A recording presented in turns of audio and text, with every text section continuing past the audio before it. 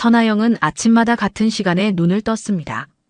6시 45분, 남편 한준석이 샤워하는 소리가 들리기 시작할 때죠. 10번의 알람도 깨우지 못하는 깊은 잠에 빠진 나영을 깨우는 건 오직 그 소리뿐이었어요. 하지만 오늘은 조금 다른 아침이네요. 준석은 어제 밤늦게 들어왔고 아직 곤히 자고 있었죠. 또 혼자 아침이네. 나영은 침대에서 일어나 거실로 향했어요. 25평 아파트는 딱 두 사람이 살기 적당했죠. 넓지도 좁지도 않은 그들의 결혼 생활처럼요. 부엌에 들어선 나영은 냉장고를 열었습니다.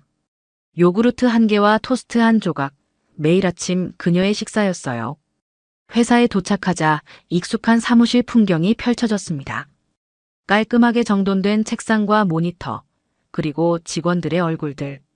브랜드 팀장으로서 나영은 항상 완벽해 보여야 했죠. 토프 색상의 슈트에 단정하게 묶은 머리, 절제된 메이크업까지. 누가 봐도 성공한 커리어 우먼의 모습이었습니다. 팀장님, 오늘 임원회의 자료 확인해 주셨나요? 옆자리에 지은이 물었어요. 나영은 미소를 지으며 고개를 끄덕였습니다.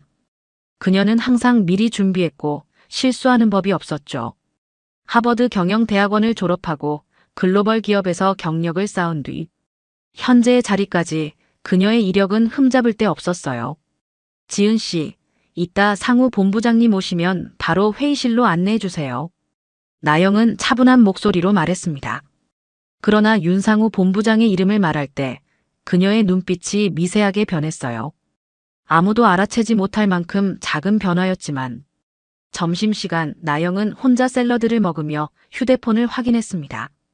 남편 준석에게서 온 메시지는 없었어요. 대신 동료들의 단체 채팅방이 몇 개의 메시지로 채워져 있었죠. 그녀는 무심코 메시지를 훑어보다가 입꼬리를 올렸습니다. 내일 워크샵이라니 또 같은 얼굴들 보면서 형식적인 팀빌딩 하겠네. 그때 갑자기 울린 전화에 나영은 화면을 봤어요. 윤상우 본부장이라는 이름이 반짝였죠. 잠시 망설이다 통화 버튼을 눌렀습니다. 네, 본부장님. 나영 씨, 오늘 회의 자료 훌륭했어요.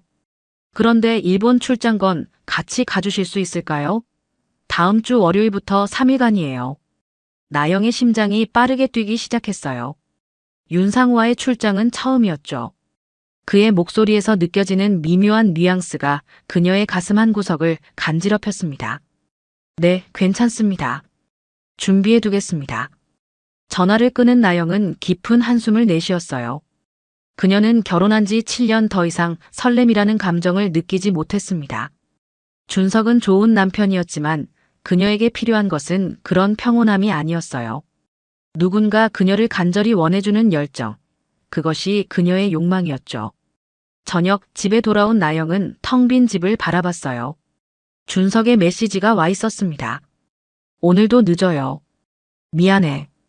그녀는 휴대폰을 소파에 던졌어요. 그리고 와인 한 잔을 따르며 중얼거렸습니다. 누군가 날 간절히 원해줬으면 좋겠어. 단 한 번이라도. 나영의 눈에는 알 수 없는 결심이 서려 있었습니다. 내일의 워크샵, 다음 주의 출장. 그녀의 일상에 균열이 생기기 시작한 순간이었어요. 워크샵 첫날, 나영은 평소보다 조금 더 신경 써서 옷을 골랐습니다. 포멀한 옷차림 대신 캐주얼한 블라우스에 슬림한 청바지를 입고 평소엔 묶었던 머리를 풀어내렸죠.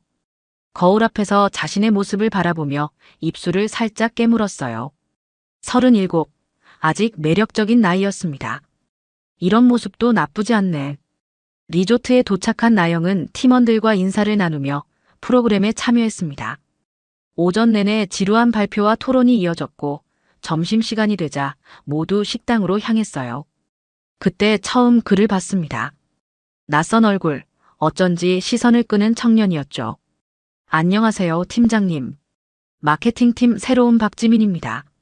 나영보다 10살은 어려 보이는 얼굴에 환한 미소를 짓고 있었어요. 나영은 그의 손을 잡으며 미소로 답했습니다. 손끝에서 전해지는 따스함이 묘하게 그녀의 가슴에 파문을 일으켰죠. 반가워요, 지민 씨. 언제 왔죠? 이번 주 월요일에 입사했습니다. 팀장님 많이 뵙고 싶었는데 바쁘셔서 인사드릴 기회가 없었네요. 지민의 눈빛에는 순수한 존경과 함께 무언가 더 깊은 감정이 깃들어 있었습니다. 그 시선이 나영의 갈증을 자극했어요. 오래도록 누군가에게 그런 눈빛으로 바라본 받지 못했다는 것을 그제야 깨달았죠. 저녁 회식, 술이 몇 잔 오가고 나서 분위기가 무르익었습니다. 나영은 평소와 달리 술을 꽤 마셨고 얼굴이 발그레해졌어요. 지민은 그런 그녀의 옆에서 자연스럽게 대화를 이어갔습니다. 팀장님, 밖에 나가서 산책할까요? 여기 정원이 예쁘다고 하더라고요. 나영은 잠시 망설이다 고개를 끄덕였어요. 두 사람은 조용히 자리를 떠나 어둑한 정원으로 향했습니다. 밤바람이 나영의 풀어헤친 머리카락을 흐트렸죠. 지민은 그런 그녀의 모습을 물끄러미 바라봤어요. 팀장님은 정말 아름다우시네요. 갑작스러운 칭찬에 나영은 웃음을 터뜨렸습니다. 오랜만에 느끼는 솔직한 감정이었어요. 별로 안 취했는데 갑자기 그런 말이라니. 진심입니다. 처음 뵀을 때부터 팀장님한테 끌렸어요. 지민의 눈빛이 깊어졌습니다.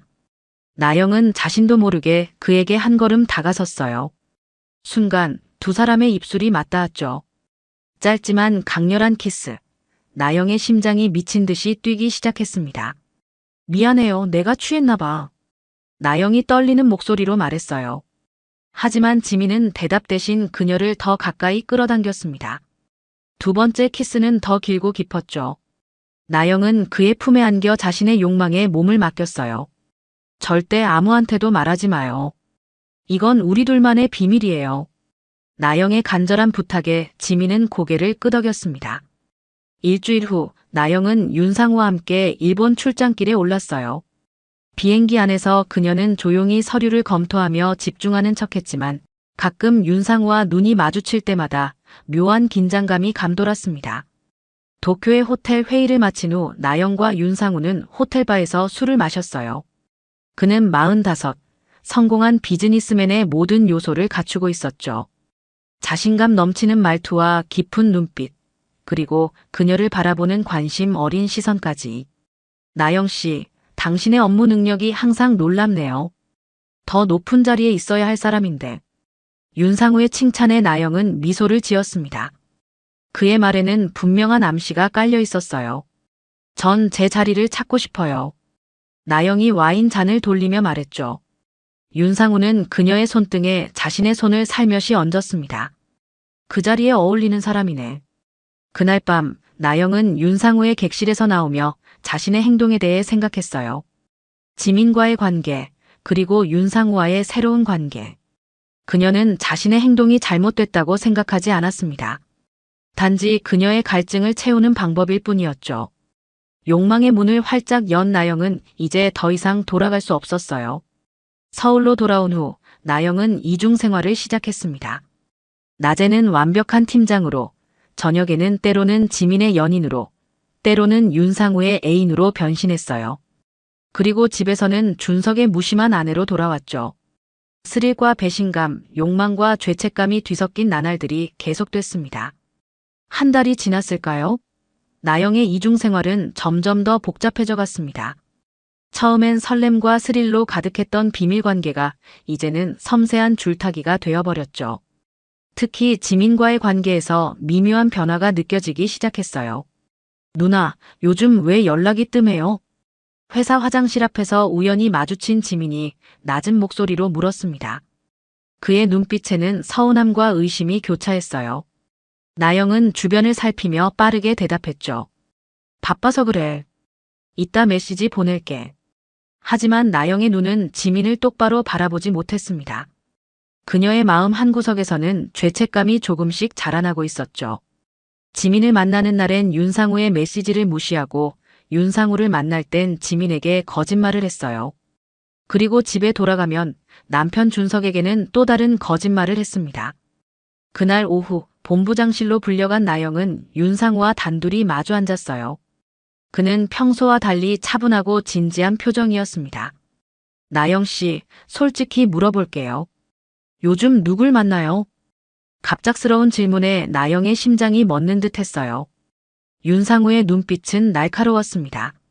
그는 단순한 질투가 아닌 뭔가 알고 있다는 듯한 표정이었죠. 무슨 말씀이세요? 제가 누굴 만난다는 건 마케팅팀 박지민, 그 친구 말이에요. 둘이 꽤 가까워 보이던데. 나영은 입술을 깨물었습니다. 어떻게 알았을까요? 그들은 항상 조심했는데. 회사에서는 절대 눈빛 한 번 교환하지 않았고 만남도 항상 외부에서 이루어졌는데 그냥 후배라서 가끔 업무 상담을 해줄 뿐이에요. 윤상우는 의미심장한 미소를 지었습니다. 그의 책상 위에는 인사평가 서류가 놓여 있었죠. 나영은 그 서류에 지민의 이름이 있음을 눈치챘어요.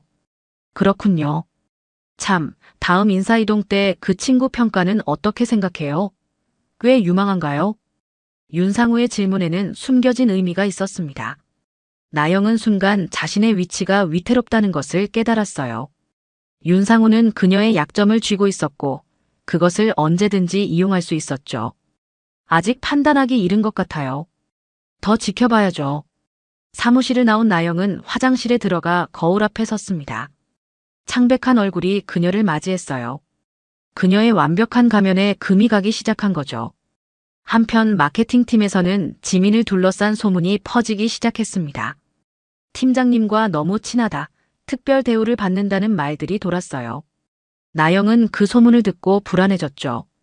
누가 지민을 주목하고 있는 걸까요? 저녁 나영은 지민과 만나기로 약속했습니다. 평소와 달리 조용한 카페를 선택했어요. 지민은 그녀를 기다리며 창밖을 바라보고 있었죠. 카페에 들어선 나영은 그의 옆에 앉았습니다. 미안해, 요즘 바빠서. 지민은 잠시 나영을 바라봤어요. 그의 눈에는 이전과 다른 감정이 담겨 있었습니다. 누나, 우리 관계가 뭐예요? 질문에 나영은 잠시 말을 잃었어요. 그들의 관계를 정의하기란 쉽지 않았습니다. 단순한 육체적 관계, 아니면 그 이상, 나영 자신도 확실하지 않았죠. 우리는 서로 좋아하는 사이잖아. 지민은 쓴웃음을 지었어요. 정말요? 그럼 왜 회사에서는 날 모른 척하죠? 왜 항상 우리 만남은 비밀이어야 하고요? 나영은 답하지 못했습니다. 지민의 질문에는 답이 없었어요. 그녀가 원한 것은 단지 누군가에게 원하는 감정이었을 뿐, 진정한 관계는 아니었으니까요. 누나, 혹시 다른 사람도 만나고 있어요? 지민의 직설적인 질문에 나영은 놀랐습니다.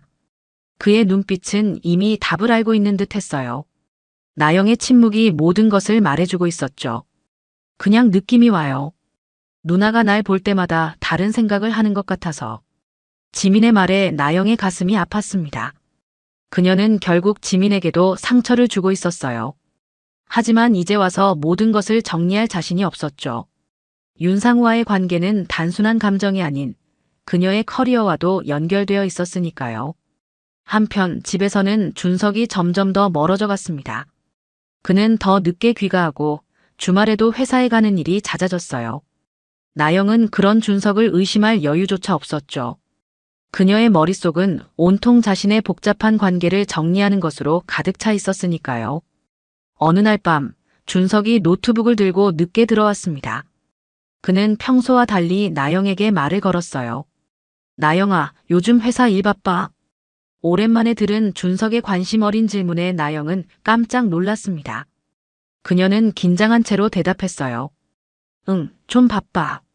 새 프로젝트도 있고. 준석은 고개를 끄덕이며 노트북을 켰습니다. 그의 평온한 얼굴 뒤에 무엇이 숨겨져 있는지 나영은 전혀 알지 못했어요. 회사에서 일을 마치고 돌아온 어느 평범한 저녁이었습니다. 나영이 현관문을 열자 집안은 조용했어요. 준석의 신발이 보이지 않았죠. 또 늦게 들어오는구나. 나영은 한숨을 내쉬며 침실로 향했습니다. 침대에 몸을 던지듯 누워 천장을 바라봤어요. 한편 이 시간 준석은 회사에 남아 있었습니다. 그의 앞에는 노트북이 펼쳐져 있었죠. 화면에는 공용자료 폴더라는 이름의 클라우드 저장소가 열려 있었어요. 이 저장소는 원래 부부가 함께 사용하던 것이었죠. 세금 서류, 여행사진, 집 관련 문서들이 보관되어 있었습니다. 준석은 우연히 이 폴더를 열었다가 이상한 점을 발견했어요. 최근 수정된 파일들이 많았죠. 호기심에 그 파일들을 열어본 순간 준석의 표정이 굳어졌습니다. 그곳에는 나영과 지민의 메시지 내역, 윤상우와의 호텔 체크인 사진, 그리고 회사 인사정보 파일까지 혼재돼 있었어요. 와이파이 백업, 자동 동기화. 준석은 중얼거렸습니다. 나영의 노트북이 자동으로 클라우드에 동기화되도록 설정되어 있었던 거죠. 그녀가 저장한 모든 파일, 받은 모든 사진이 자동으로 이 공유 폴더에 백업되고 있었습니다. 나영은 이 사실을 잊고 있었거나 아예 모르고 있었을지도 모릅니다. 메시지를 하나씩 읽어내려가는 준석의 눈빛이 점점 싸늘해졌어요. 그곳에는 그가 알지 못했던 아내의 모습이 적나라하게 담겨 있었습니다. 누나, 오늘 밤에 만날 수 있어요? 미안해. 오늘은 본부장님과 저녁 약속이 있어. 언제 날 진지하게 생각해 줄 거예요? 지민아, 우리 관계가 뭘 바라는 건지 모르겠네. 그리고 윤상우와의 메시지도 있었죠. 오늘 저녁 7시 같은 호텔. 인사평가 서류 가지고 와요. 네, 준비해서 갈게요. 지난번 당신이 말한 승진건 긍정적으로 검토 중이에요. 감사합니다. 제가 어떻게 보답해야 할지. 준석은 모니터를 뚫어지게 바라봤습니다. 7년의 결혼 생활 동안 그는 나영을 전적으로 믿어왔어요. 그녀의 늦은 귀가, 주말 출장, 갑작스러운 회식. 모든 것을 그녀의 바쁜 커리어 때문이라고 이해했죠. 하지만 이제 모든 것이 명확해졌습니다. 그녀는 나를 믿지 않았다. 그래서 모든 걸 클라우드에 맡긴 거다. 준석의 중얼거림에는 배신감과 함께 이상한 냉정함이 깃들어 있었어요. 그는 천천히 파일들을 하나씩 복사하기 시작했습니다. 증거를 수집하는 형사처럼 차분하게, 감정 없이 작업을 이어갔죠. 집에서 나영은 갑자기 울린 전화에 놀라받았습니다. 윤상우였어요. 나영 씨, 내일 급한 회의가 생겼어요. 아침 일찍 만나서 준비해야 할 것 같은데. 나영은 침대에서 일어나 앉았습니다. 알겠습니다. 몇 시에 만날까요? 8시에 회사 앞 카페에서 봐요. 그리고 요즘 마케팅팀 그 친구와는 어떻게 됐나요? 윤상우의 질문에 나영의 심장이 빠르게 뛰기 시작했어요. 그는 계속해서 지민에 대해 물어왔습니다. 마치 그녀를 시험하는 것처럼요. 아니에요. 그냥 업무적인 관계일 뿐이라고 말씀드렸잖아요. 통화를 마친 나영은 불안한 마음으로 메시지함을 열었습니다. 지민에게 내일 못 만난다는 메시지를 보내야 했어요. 하지만 지민의 마지막 메시지가 그녀의 마음을 무겁게 했습니다. 누나, 우리 관계가 진짜 맞는지 고민돼요. 내일은 꼭 얘기해요. 나영은 한숨을 내쉬었어요. 상황이 점점 통제를 벗어나고 있었습니다. 지민은 더 깊은 관계를 원했고 윤상우는 점점 더 소유욕을 드러냈죠. 그리고 집에서는 남편 준석이 있었어요. 그녀의 완벽했던 이중 생활이 균열되기 시작한 겁니다. 그날 밤 준석이 늦게 귀가했을 때 나영은 이미 잠든 척했어요. 준석은 침실 문을 열었다가 그녀의 잠든 모습을 보고 조용히 문을 닫았습니다. 그는 거실 소파에 앉아 노트북을 열었죠. 화면에는 회사 익명신고 시스템 페이지가 떠 있었어요. 다음 날 아침 나영은 서둘러 준비하고 집을 나섰습니다. 준석은 아직 자고 있었어요. 그녀는 남편의 잠든 모습을 잠시 바라보다가 조용히 집을 나섰죠. 회사 앞 카페에서 윤상우를 만난 나영은 그의 심각한 표정에 놀랐어요. 무슨 일 있으세요? 윤상우는 주변을 살피더니 낮은 목소리로 말했습니다.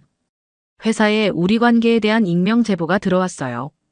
순간 나영의 얼굴에서 핏기가 사라졌습니다. 누가? 어떻게? 그녀의 머릿속이 하얘졌어요. 그게 무슨? 아직 구체적인 내용은 모르지만 인사팀에서 조사할 거예요. 당분간 조심해야 해요. 나영은 떨리는 손으로 커피잔을 들었습니다. 그녀의 완벽한 계획이 무너져 내리기 시작했어요. 누가 그들의 관계를 알아냈을까요? 지민? 아니면 회사의 다른 누군가? 회사에 도착한 나영은 평소와 다른 분위기를 느꼈습니다. 사람들의 시선이 그녀를 향하는 듯 했어요. 마케팅팀을 지나치는데 지민이 그녀를 뚫어지게 바라보고 있었습니다. 그의 표정에는 분노와 배신감이 가득했어요. 그때 나영의 휴대폰이 울렸습니다. 인사팀에서 온 메일이었어요. 선하영 팀장님, 오후 2시에 인사위원회 면담이 있습니다. 필수 참석 부탁드립니다. 인사팀 면담 통보를 받은 순간 나영의 심장이 미친 듯이 뛰기 시작했습니다. 그녀는 자리에 앉아 깊은 숨을 들이마셨어요. 사무실 안의 공기가 갑자기 무거워진 듯 했죠. 주변 직원들의 시선이 모두 그녀를 향하는 것 같았습니다. 침착해. 아직 아무것도 확실한 건 없어. 나영은 스스로에게 속삭였어요. 하지만 그녀의 손은 여전히 떨리고 있었습니다. 화장실로 향하던 그녀는 복도에서 지민과 마주쳤어요. 평소라면 미소를 지었을 지민의 얼굴은 차갑게 굳어 있었죠. 팀장님, 잠시 말씀 좀 드려도 될까요? 지민의 목소리는 냉랭했습니다. 나영은 주변을 살피며 고개를 끄덕였어요. 두 사람은 조용한 회의실로 들어갔죠. 누가 우리 관계를 알아냈어요. 방금 인사팀에서 저도 면담 요청을 받았습니다. 지민의 말에 나영은 얼어붙었어요. 상황이 생각보다 더 심각했죠. 누구지? 누가 이런 짓을? 모르겠어요. 하지만 저도 알고 윤상우 본부장님도 아는 것 같던데요. 지민의 눈에 분노가 서렸습니다. 그는 나영을 똑바로 바라보며 말을 이었어요. 누나, 솔직히 말해봐요. 본부장님이랑도 관계가 있는 거죠? 나영은 말을 잃었습니다. 어떻게 부정할 수 있을까요? 모든 것이 드러나고 있었어요. 지민아, 난 그저 됐어요. 이제 다 알았어요. 누나는 그저 자기 욕심을 채우려고 날 이용한 거죠. 승진을 위해 본부장님과도 관계를 맺고. 지민의 말은 날카로운 칼처럼 나영의 가슴을 찔렀어요. 그의 말이 틀리지 않았기에 더욱 아팠죠. 회의실을 나온 나영은 자신의 자리로 돌아와 컴퓨터를 켰습니다. 화면에는 새 이메일 알림이 깜빡이고 있었어요. 익명의 발신자로부터 온 메일이었죠. 제목은 단 한마디였습니다. 모든 것이 기록되었다. 떨리는 손으로 이메일을 열자 그녀와 윤상우의 대화 내용, 지민과의 은밀한 메시지들이 첨부되어 있었어요. 누군가 그녀의 모든 비밀을 알고 있었고 그것을 증거로 남겨두었습니다. 그때 준석에게서 문자가 왔어요. 오늘 일찍 들어갈게. 얘기할 게 있어. 나영은 순간 모든 것을 깨달았습니다. 자신의 비밀을 알아낸 사람, 그것은 바로 남편 준석이었어요. 하지만 어떻게? 그녀는 항상 조심했고 흔적을 남기지 않으려 노력했는데 한편 회사 다른 곳에서는 준석의 계획이 차근차근 진행되고 있었습니다. 그는 나영의 노트북에서 발견한 모든 증거를 체계적으로 정리했어요. 업무기밀 유출, 인사청탁, 성희롱 의혹까지. 모든 내용을 정확하게 분류하고 회사의 익명신고 시스템에 차례대로 제출했죠. 준석은 복수를 결심한 그 순간부터 감정을 배제했습니다. 그의 행동은 철저히 계산적이었고 냉정했어요. 그는 나영의 불륜 사실만 폭로한 것이 아니라 그녀의 직업적 윤리까지 문제 삼았습니다. 이것은 단순한 배신에 대한 복수가 아닌 그녀의 전체 삶을 무너뜨리기 위한 계획이었죠. 오후 2시 나영은 떨리는 다리로 인사팀 회의실로 향했습니다. 그곳에는 인사팀장을 비롯한 여러 임원들이 심각한 표정으로 앉아 있었어요. 선하영 팀장님, 자리에 앉으세요. 인사팀장의 차가운 목소리가 회의실에 울렸습니다. 그는 서류 한 뭉치를 나영 앞에 놓았어요. 최근 접수된 여러 건의 제보에 대해 설명해 주실 수 있습니까? 서류에는 나영과 윤상우의 관계, 지민과의 부적절한 관계, 그리고 회사 기밀정보 유출 증거까지 상세히 기록되어 있었습니다. 그녀의 노트북에 저장되었던 모든 것들이었죠. 이건 오해예요. 제가 설명할 수 있어요. 나영의 목소리가 떨렸습니다. 하지만 그녀의 말은 설득력이 없었어요. 증거는 너무나 명백했고 그녀를 변호할 사람은 아무도 없었죠. 윤상우 본부장님은 어떻게 된 거죠? 나영이 조심스럽게 물었습니다. 인사팀장은 무거운 목소리로 대답했어요. 본부장님은 이미 해임 처리되었습니다. 회사 규정상 이런 행위는 즉각적인 해고 사유가 됩니다. 나영의 얼굴이 창백해졌어요. 윤상우마저 그녀를 보호해주지 못했습니다. 오히려 그도 이 소용돌이에 함께 휩쓸려 버린 거죠. 그리고 박지민 사원은 오늘 오전에 사직서를 제출했습니다. 당신과의 관계가 회사에 알려지는 것을 원치 않는다고 하더군요. 지민마저 떠났다는 소식에 나영의 가슴이 아팠어요. 그녀 때문에 그의 커리어까지 망가진 겁니다. 선아영 팀장님, 회사는 당신에게 두 가지 선택권을 드립니다. 자발적으로 사직하거나 징계위원회에 회부되어 정식 해고 절차를 밟거나. 인사팀장의 말은 단호했습니다.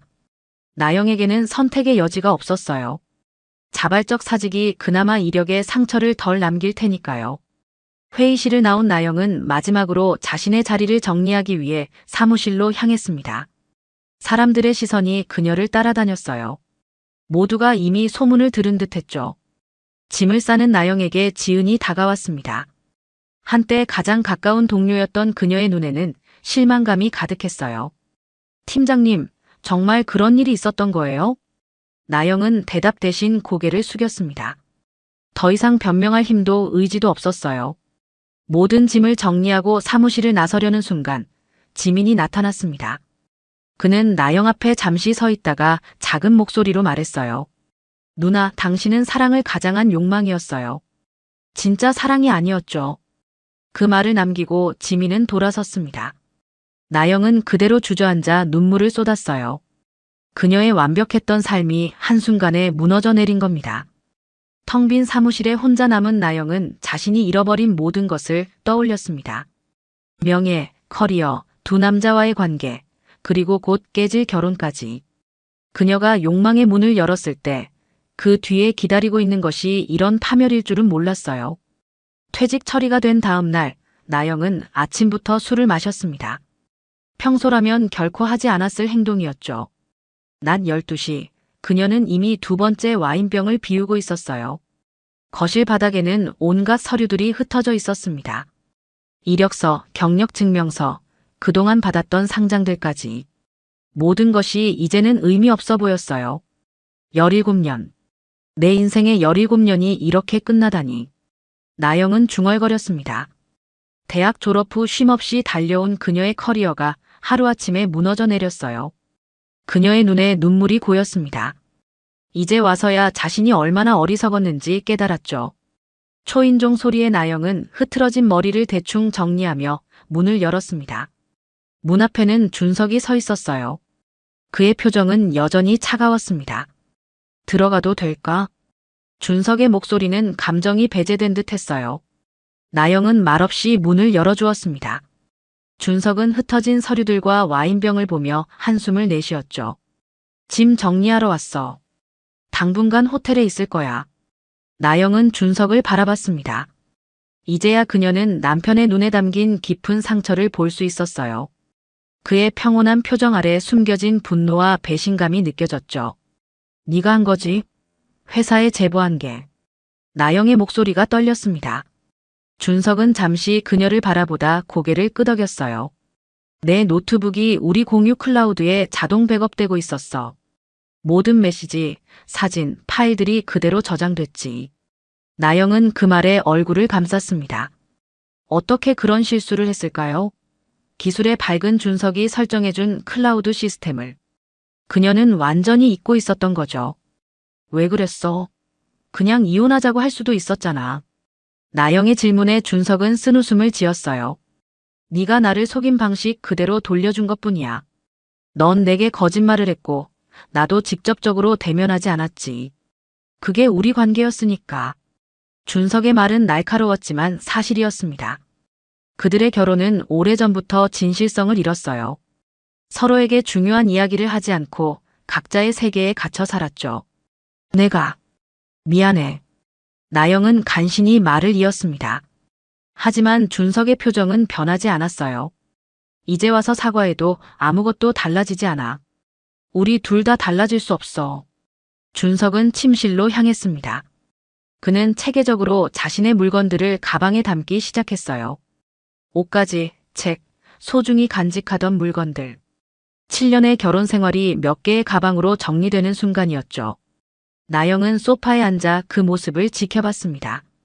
그녀의 머릿속에는 수많은 생각이 스쳐 지나갔어요. 지민과의 첫 키스, 윤상우와의 은밀한 만남, 그리고 무너져 내린 커리어까지. 모든 것이 그녀의 선택에서 비롯됐다는 사실이 고통스러웠습니다. 지민이 퇴사했대. 내 때문에 그의 인생도 망가졌네. 나영이 중얼거렸습니다. 준석은 짐을 싸던 손을 잠시 멈추고 그녀를 바라봤어요. 내 행동의 결과야. 그 친구는 네가 이용한 피해자일 뿐이야. 준석의 말은 차갑지만 정확했습니다. 나영은 그제야 자신이 얼마나 이기적이었는지 깨달았어요. 자신의 욕망을 채우기 위해 타인의 감정과 인생을 농락한 거죠. 윤상우는 어떻게 됐어? 해임됐다고 들었어. 그 사람도 네가 업무 기밀을 유출했다는 사실을 몰랐을 거야. 나영은 깊은 한숨을 내쉬었습니다. 그녀가 만든 파도는 주변의 모든 사람들을 덮쳤어요. 이제 그녀 주위에는 아무도 남지 않았습니다. 짐을 다 싼 준석은 거실로 나왔습니다. 그는 결혼 반지를 조용히 테이블 위에 올려놓았어요. 다음 주에 변호사가 연락할 거야. 이혼 서류는 준비해뒀어. 준석의 말에 나영의 가슴이 무너져 내렸습니다. 그녀는 말없이 고개를 끄덕였어요. 이미 예상했던 결과였지만 실제로 그 말을 듣는 것은 훨씬 더 아팠죠. 한 가지 궁금한 게 있어. 준석이 문 앞에 서서 돌아봤습니다. 그의 눈에는 이해할 수 없는 감정이 담겨 있었어요. 내가 부족했던 거야? 왜 다른 남자를 찾았어? 나영은 그 질문에 답하지 못했습니다. 준석이 부족했던 게 아니었어요. 문제는 항상 그녀 자신에게 있었죠. 채워지지 않는 공허함, 인정받고 싶은 욕구, 스릴을 찾아 헤매는 마음. 그 모든 것이 그녀를 파멸로 이끌었습니다. 당신이 아니라 내가 문제였어. 난 내 자신도 몰랐던 것 같아. 나영의 솔직한 고백에 준석은 잠시 눈을 감았습니다. 그는 더 이상 아무 말도 하지 않고 문을 열고 나갔어요. 문이 닫히는 소리와 함께 나영은 완전히 혼자가 되었습니다. 텅 빈 집, 텅 빈 마음. 그녀는 소파에 누워 천장을 바라봤어요. 눈물이 볼을 타고 흘러내렸습니다. 휴대폰이 울렸어요. 화면을 보니 지민이라는 이름이 떠 있었습니다. 나영은 떨리는 손으로 전화를 받았어요. 지민아, 누나 마지막으로 한마디만 하려고요. 지민의 목소리는 생각보다 차분했습니다. 그는 잠시 침묵했다가 말을 이었어요. 누나가 날 사랑한 적이 있었나요? 진심으로요. 나영은 깊은 숨을 들이마셨습니다. 처음으로 자신에게 정직해야 할 시간이었어요. 난 네가 날 사랑하는 방식이 좋았어. 하지만 그게 진짜 사랑이었는지는 나도 모르겠어. 지민은 잠시 말이 없었습니다. 그리고 조용히 말했어요. 이제 알겠어요. 안녕히 계세요. 통화가 끊겼습니다. 나영은 핸드폰을 바닥에 떨어뜨렸어요. 마지막 남은 인연마저 끊어진 순간이었죠. 그날 밤 나영은 술에 취해 잠들었습니다. 꿈속에서 그녀는 과거의 자신을 만났어요. 열정적으로 일하던 27의 나영, 준석과 첫 데이트를 하던 30의 나영, 그리고 결혼식장에서 행복하게 웃던 나영. 그 모든 순간들이 이제는 돌이킬 수 없는 과거가 되어버렸습니다. 아침 햇살이 커튼 사이로 비집고 들어왔을 때 나영은 여전히 거실 소파에 누워 있었습니다. 쿵쿵 울리는 두통과 메마른 입안이 어제의 기억을 되살려 주었어요. 그녀는 천천히 일어나 주변을 둘러봤습니다. 어제 준석이 가져간 물건들의 흔적이 집안 곳곳에 남아 있었죠. 벽에 걸려있던 사진 액자가 사라진 자리, 책장에 생긴 빈 공간, 신발장의 텅 빈 한쪽. 나영은 핸드폰을 집어들었습니다. 부재중 전화가 여러 통 와 있었어요.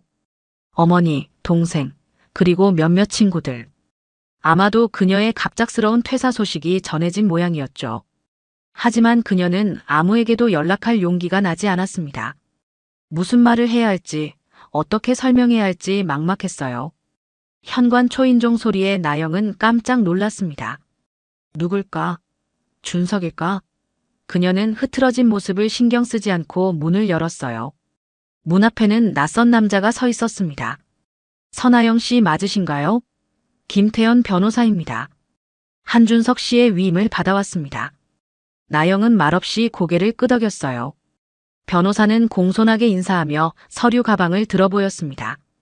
이혼 관련 서류를 전달해 드리러 왔습니다. 잠시 시간 괜찮으실까요? 나영은 변호사를 거실로 안내했습니다. 그는 테이블 위에 서류 봉투를 펼쳤어요. 여러 종류의 문서가 정리되어 있었죠. 한준석 씨는 재산 분할에 대해 상당히 관대한 조건을 제시하셨습니다. 아파트는 선아영 씨가 갖고 퇴직금과 저축액의 절반도 나눠드리기로 하셨어요. 나영은 놀라움을 감추지 못했습니다. 준석이 그렇게까지 배려할 줄은 몰랐어요. 그녀는 서류를 하나씩 훑어보았습니다. 모든 것이 그녀에게 유리하게 작성되어 있었어요. 왜 이러는 거죠? 그가 나를 이렇게 미워하면서. 변호사는 담담하게 대답했습니다. 한준석 씨는 분명히 말씀하셨어요. 그녀의 인생을 더 망가뜨리고 싶지 않다고요. 직장은 잃으셨지만 적어도 경제적 기반은 유지하시길 바라신다고 하셨습니다. 나영의 눈에 눈물이 고였습니다. 준석의 마음은 여전히 그녀를 생각하고 있었어요. 그들의 결혼이 이렇게 끝나다니 너무나 슬픈 현실이었죠. 사인은 언제까지 해야 하나요? 급하진 않습니다. 일주일 정도 생각해 보시고 연락 주세요. 다만 한준석 씨는 빠른 진행을 원하고 계세요. 변호사가 떠난 후 나영은 이혼 서류를 물끄러미 바라봤습니다. 37, 이혼녀 실직자. 이것이 그녀의 새로운 정체성이 되어버렸습니다. 모든 것이 너무 갑작스러웠어요. 나영은 화장실로 들어가 거울을 바라봤습니다. 부스스한 머리, 지친 눈, 창백한 얼굴. 그녀는 자신을 알아보기 힘들 정도로 초라해 보였어요. 그동안 그녀가 쌓아온 화려한 외적 이미지는 모두 사라졌죠. 누가 됐든 이제 다시 시작해야 해. 나영은 샤워를 하고 깨끗한 옷으로 갈아입었습니다. 그리고 부엌으로 가서 간단한 식사를 준비했어요. 어제부터 제대로 된 음식을 먹지 않았더니 속이 쓰렸습니다. 식사를 마친 후 나영은 준석의 서재로 향했어요. 그곳은 그가 가장 많은 시간을 보내던 공간이었죠. 컴퓨터, 책들, 그리고 그의 취미 물건들이 여전히 그 자리에 있었습니다. 준석은 개인적인 물건만 가져갔을 뿐 대부분의 것들은 그대로 두고 갔어요. 나영은 준석의 책상에 앉았습니다. 그가 늘 앉던 자리였죠. 책상 위에는 그들의 결혼 사진이 놓여 있었어요. 준석은 그것마저 가져가지 않았습니다. 아마도 더 이상 필요 없다고 생각했을까요? 사진 속에서 나영과 준석은 환하게 웃고 있었습니다. 7년 전 모든 것이 가능성으로 가득했던 시간이었죠. 나영은 사진을 집어들고 가만히 바라봤어요. 우리가 어디서부터 잘못된 걸까? 그녀는 중얼거렸습니다. 언제부터 그들은 서로에게 무관심해졌을까요? 언제부터? 그녀는 다른 곳에서 위안을 찾기 시작했을까요? 명확한 답은 없었어요. 그저 매일매일 조금씩 멀어져 간 것뿐이었죠. 나영은 준석의 컴퓨터를 켰습니다. 비밀번호를 입력하자 화면이 켜졌어요. 준석이 사용하던 클라우드 폴더가 바로 보였죠. 공용자료 폴더. 그녀의 모든 비밀이 담겨있던 그곳이었습니다. 폴더를 열자 준석이 정리한 증거들이 체계적으로 분류되어 있었어요. 메시지, 사진, 인사정보, 기밀문서. 모든 것이 날짜별, 유형별로 정리되어 있었습니다. 준석은 그녀의 배신을 발견한 순간부터 철저하게 계획을 세웠던 거죠. 그 많은 파일들 사이에 FORNA와 EOUNG, TXT라는 문서가 있었습니다. 나영은 떨리는 손으로 파일을 열었어요. 짧은 메시지가 적혀 있었죠. 나영아, 이 폴더를 보게 된다면 이미 모든 게 끝났을 거야. 내가 한 일을 후회하지는 않아. 하지만 미안하다는 말은 하고 싶었어. 우리 둘 다 서로에게 진실하지 못했어. 나한텐 공유된 게 너무 많았어요. 하지만 정작 중요한 것들은 공유하지 않았지. 나영의 눈에서 눈물이 흘러내렸습니다. 준석의 말은 모든 것을 담고 있었어요. 그들의 결혼의 본질, 서로에게 진실하지 못했던 시간들. 나영은 그제야 남편의 깊이를 본 듯 했습니다. 그러나 이미 너무 늦어버렸죠. 메시지를 읽은 후 나영은 컴퓨터를 끄고 서재를 나왔습니다. 거실로 돌아와 이혼 서류를 다시 펼쳤어요. 그녀는 천천히 한 장 한 장 읽어내려갔습니다. 그리고 마지막 장에 서명했어요. 이것으로 7년의 결혼이 공식적으로 끝났습니다. 나영은 창가에 서서 바깥을 바라봤습니다. 봄비가 내리기 시작했어요. 세상은 여전히 돌아가고 있었죠. 그녀만 제자리에 멈춰 선 것 같았습니다. 변호사에게 전화를 걸어 서명한 서류를 전달할 준비가 됐다고 알렸어요. 이제 그녀는 새로운 삶을 시작해야 했습니다. 과거의 잘못을 인정하고 앞으로 나아가는 것. 그것이 그녀에게 남은 유일한 길이었죠. 이혼 후 석 달 나영의 삶은 완전히 달라졌습니다. 넓은 아파트 대신 작은 원룸에서 살기로 결정했어요. 준석이 아파트를 그녀에게 남겨주었지만 나영은 그곳에 더 이상 살 수 없었죠. 너무 많은 기억이 담겨 있었으니까요. 이른 아침, 나영은 자리에서 일어났습니다. 원룸의 작은 창문으로 들어오는 햇살이 방 안을 비췄어요. 그녀는 이제 매일 6시에 일어나는 습관이 생겼습니다. 더 이상 준석의 샤워 소리에 깨어나는 것이 아니라 자신만의 리듬으로 하루를 시작했죠. 오늘도 화이팅이다, 선아영. 그녀는 거울 앞에서 자신에게 말했습니다. 세수를 하고 간단한 아침을 준비했어요. 요구르트 1개와 토스트 1조각, 예전과 같은 아침 식사였지만 의미는 달라졌습니다. 이제 그것은 그저 습관이 아닌 스스로 선택한 일상이 되었죠. 식사를 마친 나영은 작은 책상 앞에 앉았습니다. 노트북을 열고 이력서 파일을 열었어요. 이력서 제도 점버이 HWP 세 번째 버전의 이력서였죠. 그녀는 이제 처음부터 다시 시작해야 했습니다. 브랜드 팀장이라는 화려한 직함은 사라졌고 취업 준비생이라는 새로운 정체성을 받아들여야 했어요. 나영은 천천히 자신의 이름을 타이핑했습니다. 선아영. 그 이름이 모니터에 떠오르자 이상한 기분이 들었어요. 마치 오랜 시간 동안 잊고 있던 자신을 다시 만난 것 같았습니다. 누가 진짜 선아영일까? 그녀는 중얼거렸습니다. 대기업 브랜드 팀장이었던 나영. 두 남자 사이에서 줄타기하던 나영. 아니면 지금 이 순간 모든 것을 잃고 다시 시작하는 나영. 답은 없었습니다. 아마도 그 모든 것이 그녀였을 테죠. 오전 내내 이력서를 수정하던 나영은 점심시간이 되자 잠시 쉬기로 했어요.